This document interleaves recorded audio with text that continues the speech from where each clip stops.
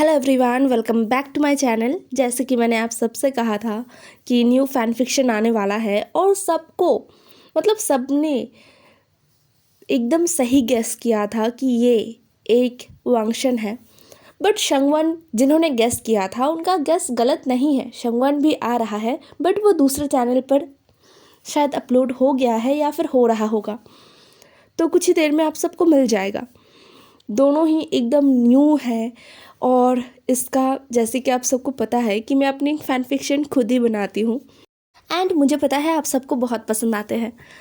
तो new story शुरू करते हैं। स्टोरी का नाम है द आर्ट ऑफ लव। बहुत ही सिंपल नाम है, लेकिन स्टोरी बिल्कुल भी सिंपल नहीं है। मतलब बहुत सारे रिलेशंस है, बहुत ट्विस्ट है। तो वांगशन फैन फिक्शन है, विंग ओमेगा है एंड वांग जी अल्फ़ा। तो स्टोरी के शुरुआत में हमें 3 साल के बच्चे को दिखाया जाता है जो सिर्फ 3 साल का है।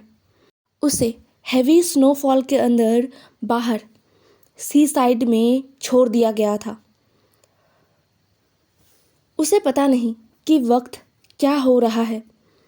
हर जगह अंधेरा था, लेकिन ये नाइट नहीं था। वो 3 साल का बच्चा भी समझ रहा था कि ये नाइट नहीं है। वो अपने आसपास बस स्नो देख रहा था और समंदर, जो इस ठंड के मारे, मतलब इतना ज़्यादा ठंड पड़ा था ना कि समंदर का जो पानी है जो किनारे पर आ रहा था वो भी जम चुका था। वो बच्चा जिसके पैर एकदम बर्फ़ में धंसे हुए थे, वो अपने आसपास उन लोगों को ढूंढ रहा था जिन्हें वो पहचानता है, लेकिन उसके पहचानने वाले लोगों में से कोई भी उसके आसपास नहीं था। थोड़ी देर पहले उसके पास उसका मदर वो थी यहाँ पर, लेकिन अब वो नहीं है। वो 3 साल का छोटा सा बच्चा रोने लग गया था। उसे डर लग रहा था। इतना ज़्यादा स्नोफॉल हो रहा था कि शायद अपने से 10 हाथ दूर कोई इंसान खड़ा हो तो भी हम नहीं देख सकते। मौसम इतना ज़्यादा ख़राब था। हर जगह टीवी, रेडियो, हर जगह न्यूज़ में यही बोला जा रहा था कि एकदम बहुत ज़रूरी ना हो तो कोई भी घर से ना निकले। इतने बुरे मौसम में एक बेबी यहाँ पर क्या कर रहा था? उसके पेरेंट्स वो कहाँ थे? नहीं, किसी के पास भी कोई जवाब नहीं था और ना ही वहाँ पर कोई था। वो बच्चा अपने हाथ पैरों को हिला नहीं पा रहा था। इतना ज़्यादा ठंड पड़ा था और उस बच्चे के शरीर में भी ज़्यादा गर्म कपड़े नहीं थे। वो काँप रहा था। उसका फेस पूरा रेड हो गया था। उसके हाथ पैर भी शायद रेड हो गए थे। वो बच्चा एक कदम चल भी नहीं पा रहा था क्योंकि उसके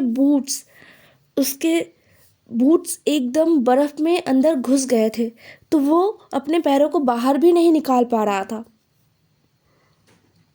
और उसके बाद वो बच्चा धीरे धीरे अपने आँखों को बंद कर लेता है और उसे पता नहीं चलता कि आगे क्या हो रहा है, क्योंकि उसके बाद सिर्फ और सिर्फ अंधेरा था उसके सामने और कुछ नहीं। तभी वो अंधेरा अचानक हट गया और किसी ने अपनी आँखों को खोल लिया। वो ज़ोर ज़ोर से हाँफ रहा था, जैसे कि कुछ बहुत बुरा सा देख लिया है, और अपने आसपास देखने की कोशिश कर रहा था कि वो है कहाँ पर। नहीं, वो बर्फ़ में नहीं है और ना ही अभी विंटर चल रहा है। ये सोचकर उस इंसान ने गहरा सा ब्रीथ लिया और अपने आसपास अच्छे से देखा। वो अपने रूम में है, अपने ही बेड पर। एक आलीशान रूम जिसमें हर एक चीज़ करोड़ों के ऊपर है। हर एक डेकोरेशन का चीज़ जो इतना महंगा है कि उसमें से अगर एक भी पीस किसी नॉर्मल इंसान को मिल जाए तो उसके शायद 2-3 जनरेशन आराम से बैठ के खा सकता है। लेकिन इन सारी चीज़ों से उस इंसान को कोई फ़र्क नहीं पड़ा। वो उठा, अपने बेड से अपने आप को देखा। वो पूरी तरीके से पसीने में भीग चुका था। फिर कुछ ही दूरी पर एक मिरर रखा हुआ था, फुल मिरर। उसके सामने वो इंसान खड़ा होता है और अपने आप को देखता है। ये कोई गॉड ब्यूटी है ना। वो इंसान खुद को एडमायर करता है और एक अजीब सा स्माइल देता है, जैसे कि वो अपने आप से ही घमंड कर रहा है। फिर उस इंसान ने अपने आप को मिरर में देखते हुए कहा, have a good day, Wei Liao, और फिर सीधा वॉशरूम चला गया फ्रेश होने के लिए। अभी अर्ली मॉर्निंग है, सूरज अभी ठीक से आसमान में दिखाई भी नहीं दे रहा था। शंघाई के आसमान में जहाँ अभी सूरज उगा भी नहीं था, वहाँ पर शंघाई से बहुत दूर गूसू में, गूसू जो एक छोटा सा शहर है, वहाँ में आसमान में धीरे धीरे सूरज उग रहा था और धीरे धीरे सूरज का जो रोशनी है वो फैल रहा था। गूसू एक छोटा सा शहर है जो पहाड़ों में है। यहाँ के लोग बहुत ही ज़्यादा शांत किस्म के लोग हैं, मतलब एकदम ही शांत।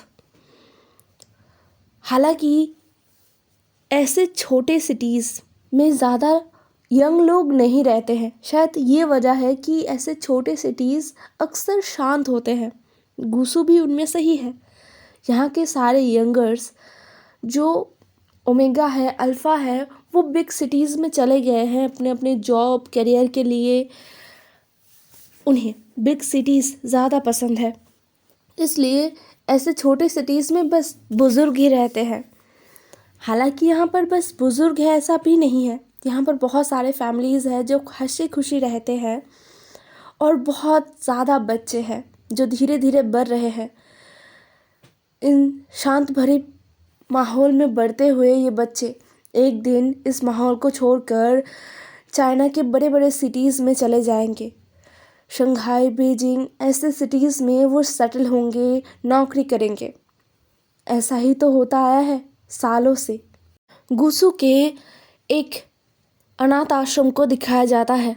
ये अनाथ आश्रम लैन फैमिली ओन करते हैं। लैन फैमिली जो गूसू में जाना माना फैमिली है, गूसू के सबसे पुराने और सबसे नामचीन फैमिलीज में से एक है लैन फैमिली। हालांकि उनके पास बहुत पैसे नहीं हैं। लैन फैमिली हमेशा से अपने कामों से लोगों का दिल जीतते आए हैं। आज भी वो अपने कामों से पूरे गूसू का दिल जीतते आ रहे हैं। लैन फैमिली को बस एक नाम से ही पूरा गूसू पहचानता है। लैन फैमिली इस अनाथ आश्रम को ओन करते हैं। वो गवर्नमेंट से भी एक पैसा नहीं लेते। फ़िलहाल इस अनाथ आश्रम में 46 बच्चे हैं, बड़े छोटे मिलाकर। जो अभी अंडर एज है उन सबको मिलाकर 46 है। लेकिन ये भी बहुत बड़ा एक मार्जिन है और गूसू जैसे छोटे शहर में ये 46 बच्चे भी बहुत है। खैर, सुबह सुबह सारे बच्चों को मास्टर लैन, मतलब लैन कुरैन, जो इस अनाथ आश्रम के प्रिंसिपल हैं और इस अनाथ आश्रम का अभी लीगल ओनर भी वो है, उनके बाद उनके दोनों नेफ्यूज़ में कोई होंगे, लेकिन फ़िलहाल वो हैं। तो वो सारे बच्चों को एक्सरसाइज करवा रहे थे और सारे बच्चे मतलब कुछ मन लगाकर कर रहे थे, कुछ नींद में अपने ही आगोश में इधर उधर ढूले जा रहे थे। लेकिन उन्हें एक्सरसाइज तो करना ही है, क्योंकि उनके मास्टर बहुत ही ज़्यादा स्ट्रिक्ट है पढ़ाई को लेकर, और बाकी सारे चीज़ों में वो बहुत ही स्वीट ग्रैंडपा है सबके। खैर, उन्हें एक्सरसाइज करवाते हुए उनके दोनों नेफ्यू थोड़े से दूर से ही उन्हें देख रहे हैं। उनका बड़ा नेफ्यू लैन शिचैन और उनका छोटा नेफ्यू लान वांगजी, वो दोनों भी अनाथ हैं। हालांकि उनके पास उनका फैमिली है, उनका अंकल है जो उनके इकलौते गार्जियन हैं, जिन्होंने उनके लिए अपनी पूरी ज़िंदगी को सैक्रिफाइस कर दिया। तो अल्टीमेटली उन दोनों भाइयों को कभी फैमिली का ना होना समझ ही नहीं आया, क्योंकि उनके लिए उनके अंकल, मॉम और डैड दोनों ही थे। लैन शिचैन जो अभी 38 ईयर्स के हो चुके थे, बट वो अभी भी सिंगल है। एंड लैन वांगजी जो 32 इयर्स का हो चुका है और ऑब्वियसली वो भी सिंगल है। दोनों लैन ब्रदर्स ही अल्फ़ा हैं और लैन कुरैन भी अल्फ़ा ही थे, है भी अभी भी। एंड लैन फैमिली के तीनों अल्फाज डॉक्टर हैं। हालांकि लैन कुरैन रिटायर्ड हो चुके हैं और दोनों लैन ब्रदर वो दोनों रिटायर्ड नहीं हुए हैं, मतलब उनका तो अभी पीक पॉइंट चल रहा है। वो दोनों ही डेंटिस्ट हैं और वो दोनों शंघाई में रहते हैं। कुछ ज़रूरी काम से वो दोनों गूसू आए थे, लेकिन आज थोड़ी देर बाद वो दोनों शंघाई के लिए निकल जाएंगे। अगली बार आते आते शायद 4-5 महीने गुजर जाए। वांग जी जो चुपचाप अपना टी एंजॉय कर रहा था और अपने अंकल को देख रहा था, साथ में बच्चों को भी। दोनों ब्रदर्स के बीच चुप्पी था क्योंकि नाइट को एक बहुत बुरा सा आर्ग्यू हुआ था तीनों लैन अल्फाज के बीच, जहाँ पर लैन कुरैन कहना चाहते थे कि अब तुम दोनों को सेटल हो जाना चाहिए, खासकर शिचैन को, और वांगजी को भी डेटिंग के बारे में सोचना चाहिए या फिर अपने लिए पार्टनर ढूंढना चाहिए। और यहीं से शुरू हो गया था आर्ग्यूमेंट। शिचैन जो शादी नहीं करना चाहता था और ना ही वो डेटिंग में इंटरेस्ट रख रहा था, और वांगजी भी सेम, उसे कोई इंटरेस्ट नहीं था शादी या फिर डेटिंग इन सारी चीज़ों में। जिसे लैन कुरैन को आ गया था बहुत गुस्सा। उन्होंने दोनों भाइयों को एकदम अच्छी तरीके से सुना दिया था और फिर अचानक ही वांगजी ने कह दिया था कि ब्रदर तुम मुझसे बड़े हैं, वो पहले शादी करे या फिर डेटिंग शुरू करे फिर मैं सोचूंगा। बस तब से शिचैन वांगजी को बस घूरे जा रहा था। जब भी उन दोनों का आई कांटेक्ट हो रहा था तब भी शिचैन घूर रहा था, इसलिए वो चुप था और शिचैन भी चुप था। उसे बहुत गुस्सा आ रहा था। वो सोच रहा था कि वो घर ही क्यों आया है। हर किसी को बस शादी शादी शादी, क्यों शादी के बिना ज़िंदगी नहीं चलता। खैर इनके इन साइलेंट वॉर के बीच कब टाइम चला गया किसी को पता ही नहीं चला और लगभग सुबह के 10 बजे वांगजी और शिचैन ने सारे बच्चों को बाय किया और अंकल को बाय करते हुए शंघाई के लिए निकल गए। जाने से पहले लैन कुरैन ने अपने गुस्से को साइड में करते हुए शिचैन और वांगजी को कहा कि उन दोनों को सोचना चाहिए, मतलब अंकल चाहते हैं उनके फैमिली को देखना। वो बूढ़े हो रहे हैं, वो मर सकते हैं किसी भी पल। वो लिटरली इमोशनल ब्लैकमेल कर रहे थे दोनों लैन ब्रदर्स को, और दोनों लैन ब्रदर्स इन चीज़ों को समझ भी चुके थे। मतलब हाँ, वो अपने अंकल को अच्छी तरीके से समझते थे, इसलिए वो दोनों साइलेंटली वहाँ से निकल आए। खैर शंघाई पहुँचते पहुँचते उन दोनों को लगभग शाम हो गया था। दोनों भाई एक साथ शंघाई के एक ही फ्लैट में रहते थे। ये फ्लैट उनके हॉस्पिटल से करीब था। ये 2 BHK का फ्लैट था और यहाँ पर दोनों लैन ब्रदर्स के लिए काफ़ी जगह था। मतलब उन दोनों को प्रॉपर अलग रूम मिल रहा था उनके स्पेस के लिए। एक डाइनिंग था और साथ में एक बहुत ही कंफर्ट लिविंग रूम था जिसके ठीक बाहर बड़े बड़े पेड़ थे। शंघाई के जैसे जगह पर इतना अच्छा नेचर से जुड़ा हुआ जगह मिलना भी काफ़ी मुश्किल होता है। खैर दोनों भाई अपने अपनी तरीके से रेस्ट लेते हैं और फिर हॉस्पिटल के लिए निकल जाते हैं।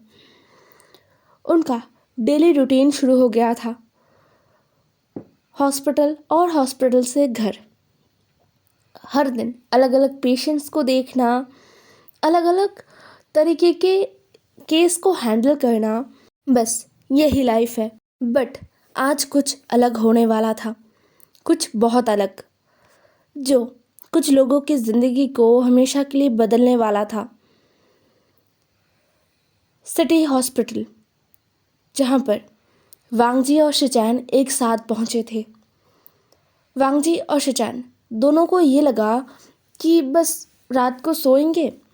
एक लॉन्ग जर्नी के बाद दोनों का ही हालत ख़राब हो गया था। उन दोनों को रेस्ट चाहिए था और कल सुबह हॉस्पिटल में जॉइनिंग करना था।